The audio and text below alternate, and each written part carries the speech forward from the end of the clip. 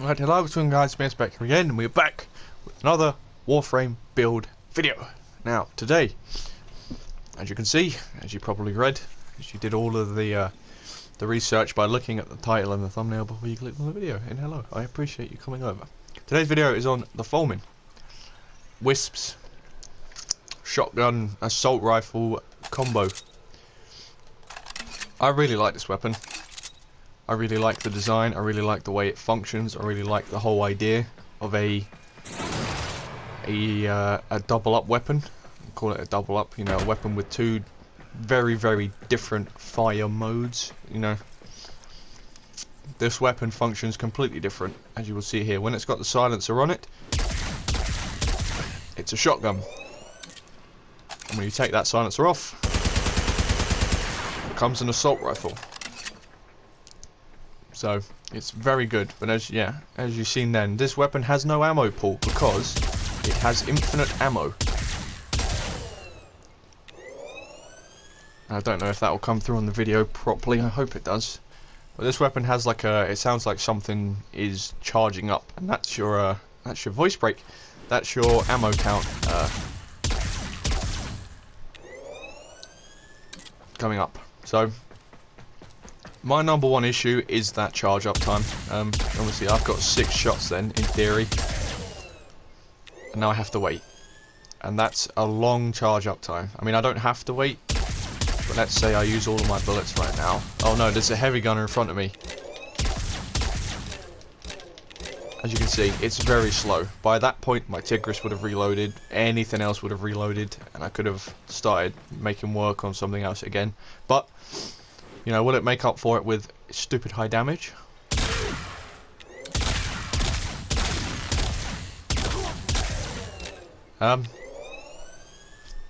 Now, that might not look like much.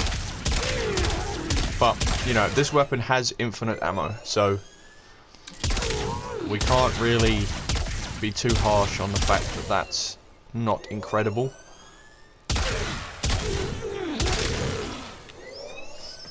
But you know, it's holding its own, and this is a zero Riven build, so that was the shotgun mode, and that's your AR mode. So as you can see, it's not playing about.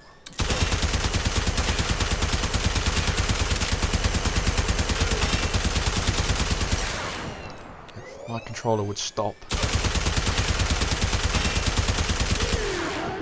But, you know, like I said, it holds its own. It's very, very good. And this is, without rivens or any of that shite, this doesn't have anything on it. I don't think this has a single expensive mod on it. I can't tell you what mastery this weapon is acquired at. I can't for the life of me remember. But this did come out with Wisp. There you go. When they have no armor, it's night night, good night. See you in the next game. Bye bye heavy gunner. So when they have armor, different story. But you know, it's very good. And let's try this. It's insane. It really is. Now again, I prefer the Bolter Prime, personally, but I don't sleep on this weapon. Controller doing that too, so I'm irking. I play Warframe on 2 accounts, and on that account, the Fulmin is my go-to AR, because I don't have things like the Bolter, so if I need to use an assault rifle, on that account, this is the weapon I'm using. Let's try you with some poxiness now.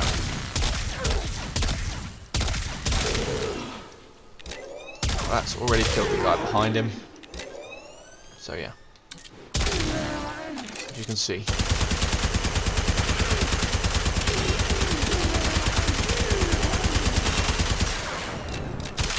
Absolute mincemeat of these. This weapon does hold its own. And it's not playing about, and it's a is it a shotgun that takes rifle mods or a rifle that takes shotgun mods? I can't remember. It's one or the other. So let's try that. This.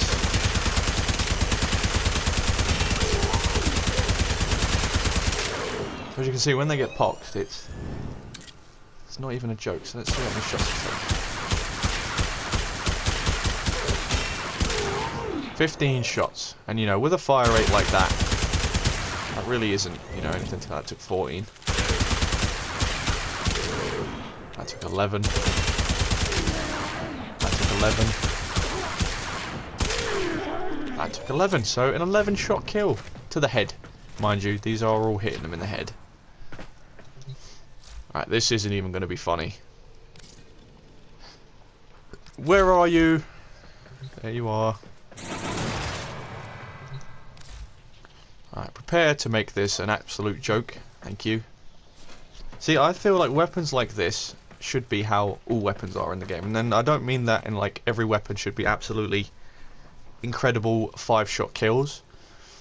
But weapons like this are usable and they're fun to use. They're unique, they're cool, they're interesting. So yeah, you know. Mirage could make some fucking rocks and a stick useful in this game. She really is. And she's so underused as well.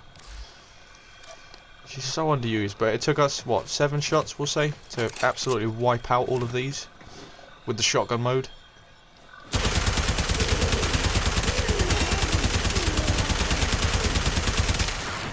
So 50 shots then to kill 4 heavy gunners.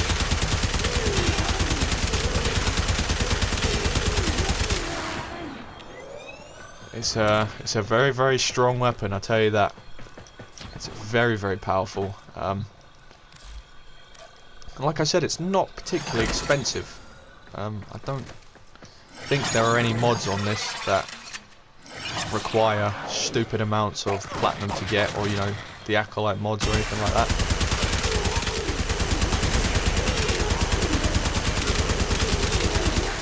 So yeah. I would argue you don't need the pops for that, because you know, that's still incredible. Right. I actually put that on this time. Thank you.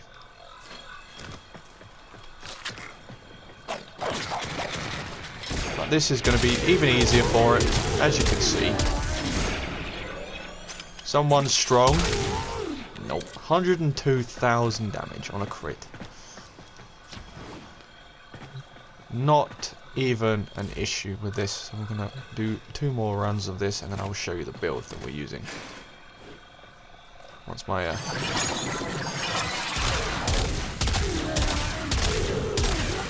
so on its own, still doing insane amounts of damage. Don't sleep on it. It's a really, really good weapon. It's a weapon I don't think I've seen that much, I'll tell you that, in like super long endurance runs and, you know, arbitrations and things like that. I don't think I've ever seen this.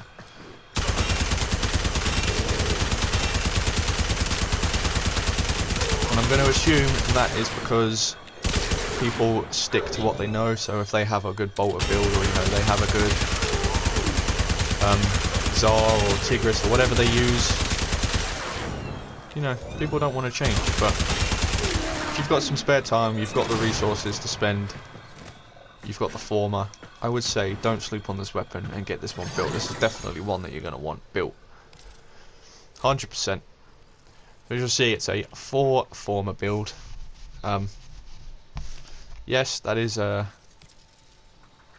know, it's quite a lot, I suppose. You know, that's, what's that in theory? Is that 150 levels? I don't know, but you know, like I said, get it built. It's super good. So we're running high cal and serration for loads of damage, accuracy, no, vital sense for crit damage, point strike for crit chance, vigilante armaments and split chamber for multi-shot, and then malignant force and high voltage for that corrosive combo and the bonus status. So accuracy, ignore it. We're gonna pretend that's not there. There we go. Crit chance 75%, and as you guys seen then, I'm pretty sure, unless we were very lucky, every shot just crit then. It was no bother at all. 4.8 times multiplier with a 10 to 20 drop off, fall off. I don't know how much of a difference it makes. I've never struggled to range with this. I always find that if I'm doing like an Orokin survival, if things are out of range, I'll just swap it to the full auto mode, and then when things start getting a little bit, you know, tight, close quarters, I'll chuck the silencer on and make that a shotgun, and I've never had an issue with destroying everything. This has been on a 2-hour run using Volt, so it's, you know, it's done its job. 60 magazine, noise is silent in the shotgun form and alarming in the full auto form. 1 second reload. I can tell you it's probably not a 1 second reload. I'm going to assume that's basing off of charge time, and I'm going to guess that that is to charge up a shot, I'm going to say, because that definitely doesn't take 1 shot to reload that. Yeah, that's definitely not a shot, but it's also not something like 6 seconds, so I'm going to say that's probably got something to do with the charge time, but what exactly I can't tell you. I don't know. I've not got anything up to look that up. A 1 Riven disposition. Now I know with the recent, I think it was the latest, you know, the Riven changes, that was made to a 1. Yeah, I understand that one. The Fulmin is super good without Rivens, so a bit like the Tigris. I think you're going to get things like 50% damage, and you know, it's not worth it. Don't go out. I'm sure people charge stupid amounts of money for them. I'd say save it, go and get something that's more useful for you. 66% status with a semi for shotgun mode, and then full auto for the full auto mode. 1000 impact and 10,750 corrosive. So the weapon has built-in electric, I want to say. So if I get rid of high voltage, you will see there it still has corrosive damage on it. If I take off malignant force, you will see it does 4.3 thousand electric damage. So it already has that built in. So